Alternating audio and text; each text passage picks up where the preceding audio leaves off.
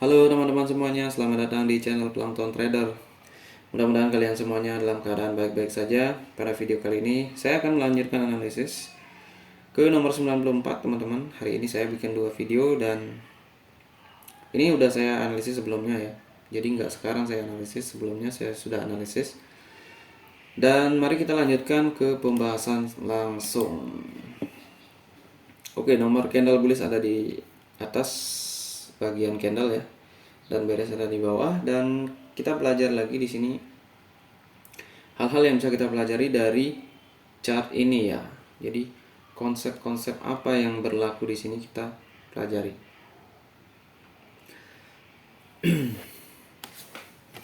Oke, dari nomor satu teman-teman. Nomor satu jangan lupa kita juga baca IMA-nya biar terbiasa ya.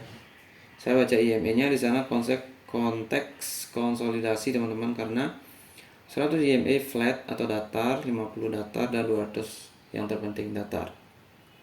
Jadi di sana akan ada konsolidasi dalam time frame yang lebih besar, dan itu bisa ditunjukkan 1 2 3 4 5 6. Jadi di sana ada bullish, bearish, bullish pada time frame 3 menit. Ya, karena di sini time frame-nya 1 menit.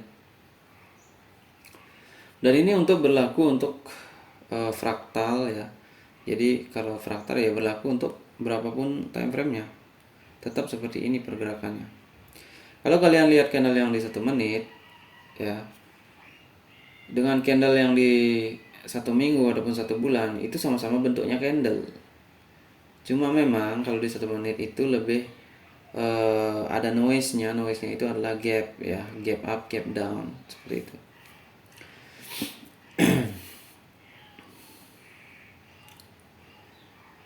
Oke, kita mulai dari nomor 1. Nomor 1 itu bullish ya. Apa yang bisa kita lakukan di sini? Di sini nggak ada, karena ini konteksnya dekat banget dengan resisten, dengan support. Siapa yang tahu? Nggak ada yang tahu. Oleh karena itu pada konteks ini lebih baik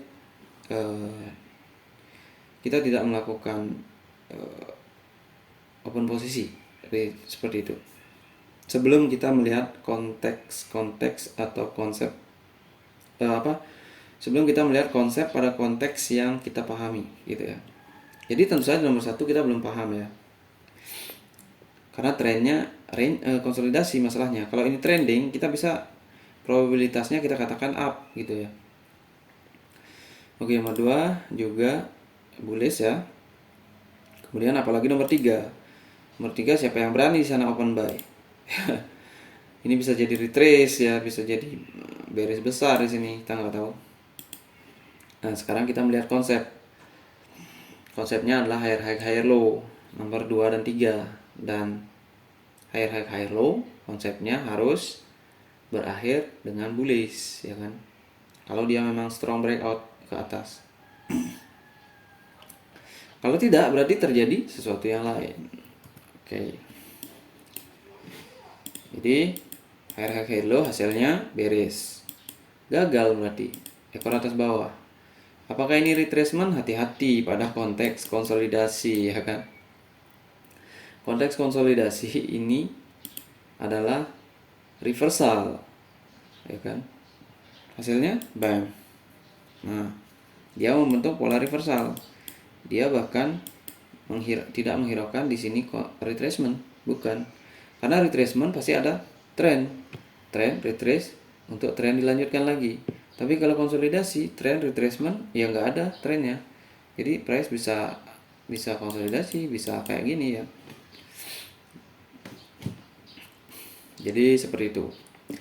Nah, berarti kita udah mendapat dua konsep nih yang gagal, yaitu higher high higher low gagal pada konteks konsolidasi. Kemudian di sini 3 4 5 sudah membentuk yang namanya apa ini? Ini namanya evening star ya, atau yang istilahnya kalau satu candle itu adalah bearish shooting star. Seperti yang saya pernah bilang, evening star itu adalah fake breakout yang sebenarnya seperti ini. Oke. Ya pasti begitu dalam satu candle. Ini kalau memang benar-benar ya sesuai konsep kita, ini akan berakhir selanjutnya seperti ini. Oke. Tetapi kenapa candle seperti ini bisa berakhir bam bullish, ya kan? Ini yang mempengaruhi adalah konteks, bukan candle, konteks. Oke. Small konteks atau yang namanya konteks kecil. Ada konteks kecil, ada konteks besar, ada tren kecil, ada tren besar. Kenapa seperti itu? Karena fraktal, teman-teman ya. Jadi pergerakan fraktal itulah yang membuat hal-hal seperti ini. Oke, setelah nomor 5, maka kita wajib menunggu dong ya. Sini kita menunggu nggak? Ya menunggu, karena di sini kan hammer ya kan, ini namanya reversal. Jadi reversal itu bisa break di sini. Ini mau break, mau reversal apa lanjut konsolidasi kan gitu. Nah, ternyata nomor 6. Nah, nomor 6 ini ekor atas, ekor bawah. Jadi bullish, teman-teman. Jadi ini kayak retracement juga ya. Nah, ternyata dia ngikut konteks konsolidasi. Ini konfirmasi nomor 7 ya kan. Bam, atas. Berarti dia mau hit ini lagi di ujung nomor 3 itu. Nomor 8 retracement. Ini retracement ya kan. Tetapi rawannya adalah dia melakukan konteks konsolidasi di sini, siapa tahu ya kan, karena 4 dan 5 nomor 5 itu breakout. Nah, jadi kita perlu melihat bam retracement, nomor 3 breakout. Jadi di sini kita bisa open buy lagi di nomor 10 dengan konsep breakout ya kan. Saya breakout dan konteks sini konsolidasi. Ini ranging ya, ranging. Tapi 2 candle sih. Jadi kita bisa ranging, bisa iya, konsolidasi bisa iya. Karena ya ranging dan konsolidasi itu sebenarnya ya beda tipis, 11 12. Oke, nomor 10 bisa karena kenapa? Karena nomor 9 itu breakout dan dia tidak melakukan ranging di bawah deviasi 20 atau 50 karena dia breakout. Jadi breakoutnya baru sekali, ya ada peluang untuk bullish di sini. Minor uptrendnya, minor uptrend, minor downtrend, minor uptrend, minor downtrend, ya kan? Nah, di sini kita tahu bahwa nomor 11 apa? Itu potensi retracement bisa. Kalau dia retracement berarti strong, kuat, ya kan? Kalau dia breakout berarti dia ngikut konteks konsolidasi. Kalau dia ngikut konteks konsolidasi berarti nomor 12 breakout dan kita bisa lakukan open sell di nomor 13 dengan sell option. Tentunya entry aman di sini ya. Entry aman. Karena ini breakout dan kita lihat 10, 11, 12 itu adalah merupakan evening star yang cukup strong. Nah, di sini kita dapat gambaran evening star yang strong itu gimana? Strong ya kan? Kurang strong ya. Di sini 3, 4, 5 kurang strong. Hasilnya apa? Hasilnya nomor 6. Kenapa dia kurang strong? Karena dia juga udah masuk di support yang lebih kuat, ya kan? Kalau nomor 10, 11, 12 dia ini lebih strong karena lihat dia itu agak lebih sempurna ya kan. Dan juga dia belum masuk di support yang lebih kuat karena ini masih tengah-tengah dari zona konsolidasinya ya kan, atau zona ranging. Sorry, di sini saya sudah tulis ranging ya. Jadi kita masih ada peluang. Nah, itulah ternyata konteks dan lokasi support resisten juga sangat berpengaruh ya kan. Oke, setelah nomor 13 kita tahu bahwa di sini konteksnya ranging ya, berarti di sana bisa rawan support dan rawan kepalsuan dalam konsolidasi ya kan. Di analisis 93 kita udah menjumpai hal ini banyak sekali ya. Terjadi pemalsuan candle-candle yang strong. Itu pasti konteksnya konsolidasi. Nggak usah ditanya teman-teman ya. Kalian bisa cari hammer gagal ya, retracement gagal, itu semua pasti pengaruhnya karena konteks konsolidasi. Terhimpit di 2 support dan resisten kuat gitu ya. Itu peluang besar di sana. Peluang di sana, habis sell kita buy, habis buy kita sell ya. Tapi kalau trending jangan. Oke, setelah itu nomor 14, 15, 14 kita lihat apa itu yang namanya engulfing. Dan engulfing terbentuk dari pemalsuan. Jadi ini berpotensi sebagai reversal yang sesungguhnya. Tentunya setelah retracement. Nah, di sini ada retracement. Jadi, kenapa kita bisa buy di nomor 16? Dari perspektif saya ya, cara pandang saya, mungkin dari orang lain ya berbeda. Ya tidak apa-apa karena kita kan hidup dalam perbedaan ya. Kita tidak harus bertengkar karena perbedaan, gitu aja. Dan kenapa? Karena di sini saya rasa strong, teman-teman. Kenapa? Karena di sini ada manipulasi, pemalsuan, shooting star, oke? Dan konteksnya di sini konteks ranging. Jadi dia setelah ini maka kemungkinan hit balik lagi ke sini, ya kan? Karena di sini ekor atas bawahnya sama persis ya. Iya, sama persis teman-teman. Jadi itu harus diperhatikan ya. Dan areanya juga bukan area di support. Bukan area di resisten kuat ya. Sini. Karena di sini resisten yang kuat. Dan itu akan ditunjukkan oleh candle besar. Kalau mau mencari candle besar di sanalah dicari ya. Oke, 16 kita bisa buy, kemudian tentu saja setelah 16 kita nggak bisa tahu karena di sini 15-16 ini doji. Nah, ternyata di sini bisa teman-teman. Jadi kalau kita mencari candle besar, carilah doji. Cari apa? Ujungnya ya. Ujungnya ini akan ditembus. Jadi kalau ada sejenis pressure, kalau misalkan di forex ya peluangnya kita masuk di sini ya kan.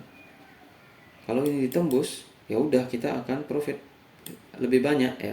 Kalau nggak ditembus, misalkan ke bawah melanjutkan ini, ya udah kita loss. Tentunya rasio main di sana ya, risk reward ratio. Kalau di binary kita kan nggak bisa bermain risk reward ratio. Kita mengandalkan strategi analisis yang akurat. Kalau akurasi kita 0, maka kita wajib loss. Oke. Kalau akurasi kita 80% akurasi winningnya ya atau profitnya, berarti bisa bertahan di binary. Itu aja intinya. Karena di binary nggak ada yang namanya risk reward ratio. Jadi kalau nggak paham ya gambling, judi, gitu ya. Nah, di sini apakah saya sudah paham seperti itu? Belum ya, saya belum paham dan saya berusaha untuk paham. Oke, kemudian lanjut nomor 17 ya, buying pressure.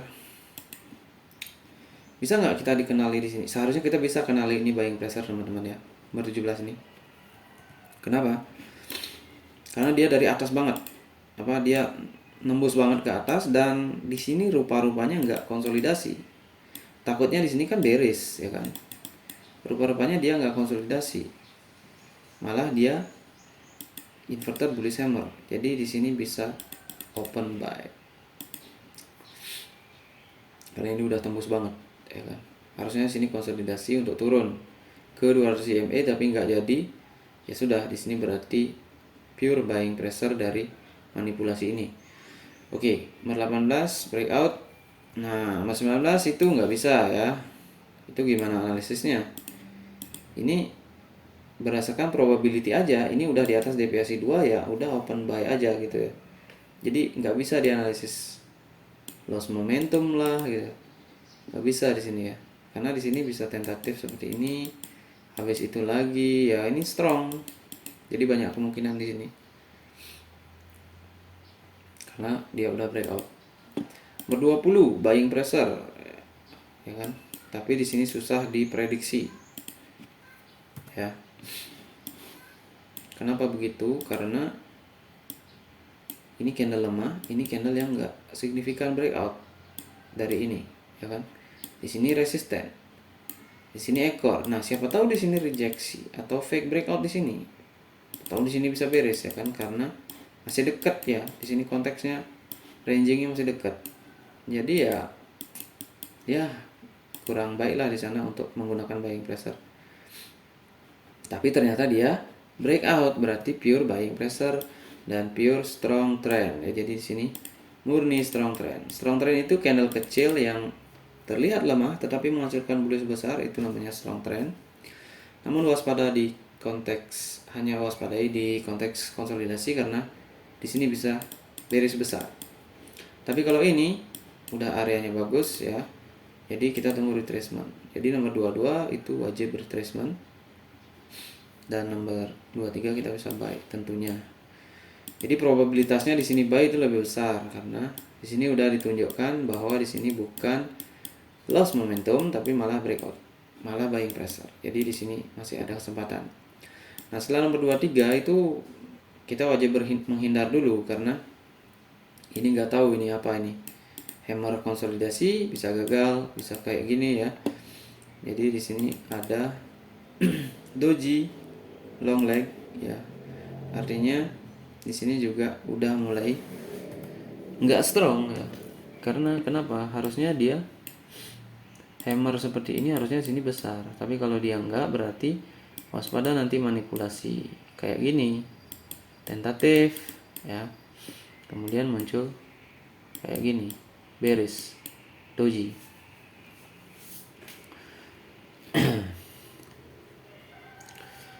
Nah, kalau dia misalkan nomor 24 ini udah ada ciri nggak strong karena ini continuation yang nggak jelas ya, sama kayak ini ya, maka berarti di sana bukan masuk strong tapi bisa jadi masuk ranging atau masuk konsolidasi. Nah, kalau kita gunakan 3 candle di sini, ini apa? Ini adalah bullish doji, upper and lower shadow sama panjang, resisten, support bisa jadi ya. Nah, terjadi apa? Terjadi selanjutnya seperti ini. Jangan open sell di sini ya. Di sini bukan area open sell di atas deviasi 1. Nah, itu apa? Itu doji, teman-teman. Dia kembali ke sini. Jadi 6 candle doji. Artinya di sini udah masuk ranging. Nah, itu ciri-ciri dari ranging biasanya sama seperti higher high higher low, gagal ya kan? Yang harusnya strong malah gagal. Di sini kan higher high higher low, sukses, oke. Di sini kan higher high higher low, gagal. Nah, ini wajib merupakan resisten. Nah, apalagi muncul ekor panjang ke bawah. Dan jangan lupa 25 ini ekor atas bawah, weak candle atau identifikasi sebagai candle lemah jika dia masuk ranging. Candle lemah didukung oleh ini, oke. Tapi di sini nggak disarankan open sell ya. Kita lihat saja dulu perkembangannya. Dan di sini dia membentuk pola yang namanya reversal, ya kan? Bam, reversal apa? Evening star, dia membentuk yang namanya shooting star. Apa yang terjadi pada shooting star? Bam, ya kan? Berarti dia gagal di konteks konsolidasi. Jadi sini konsolidasi teman-teman, bukan ranging ya. Konsolidasinya di 6 candle nih. Tuh. Ya kan, doji semua, doji ini. Konsolidasi kan doji. Ya. Jadi nggak melulu ekornya harus sama, jadi bisa kayak gini juga. Itu yang harus kita kenali. Jadi sini areanya konsolidasi, ya kan? Nah, setelah konsolidasi apa yang terjadi setelah ini? Kita tunggu, kita nggak tahu. Dia bisa turun ke sini, bisa kayak gini ya. Nah, kalau misalkan kayak gini, ini berarti dia udah melanjutkan tren karena kenapa? Karena areanya di atas deviasi 1. Jadi, kita bisa open buy di candle selanjutnya. Ya kan di sini. Kenapa? Karena dia akan mencari ini. Dari sini. Karena dalam konsep konsolidasi, ketika sebuah reversal gagal berarti dia adalah petunjuk dari sebuah continuation ini. Tuh, kan? Di sini nomor 3456 kalian bisa lihat. 345, 6-nya apa? Bullish, dan 7-nya apa? Bullish, ya kan? Di sini juga seperti itu. Konteks sama kan? Konsolidasi, konsolidasi. Apa bedanya? Candle-nya yang beda ya. Oke, kemudian nomor 29 itu hati-hati ekor atas bawah.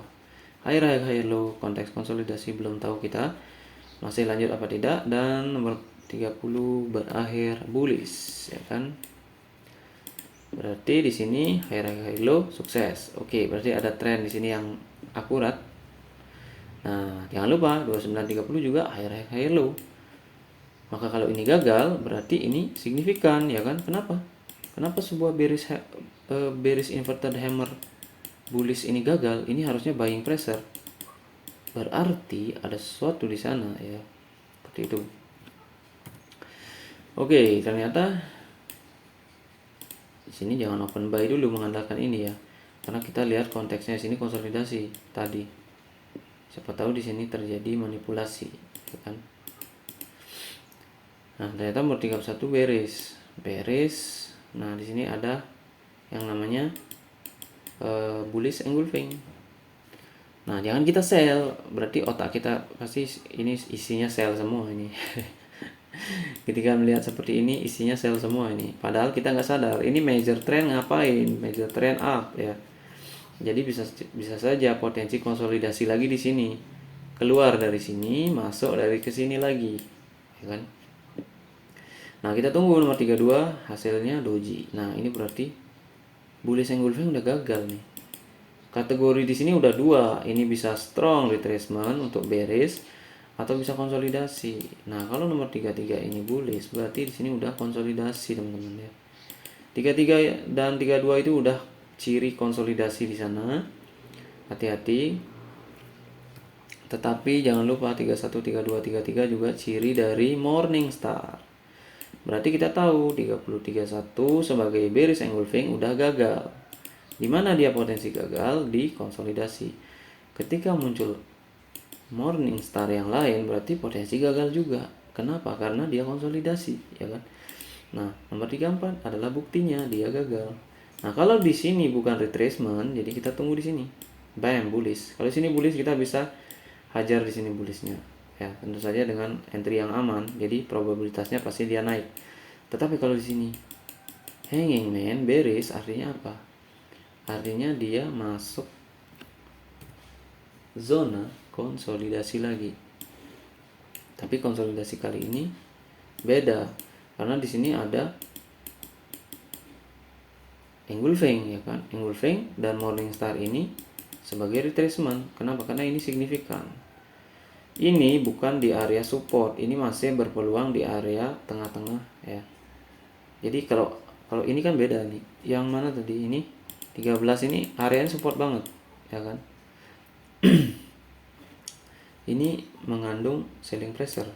Ya, jadi rasionya bisa open sell karena kita lihat deviasi 1 ditembus ya. Pada saat candle 35 itu pasti deviasi 1 udah lewat ya. Berarti dia di sana zona ranging, zona konsolidasi bisa, ranging bisa ya. Dan ini kita bisa open posisi sell ya dengan analisis bahwa Morningstar-nya 31, 32, 33 itu adalah 32, 33 ini adalah pullback continuation.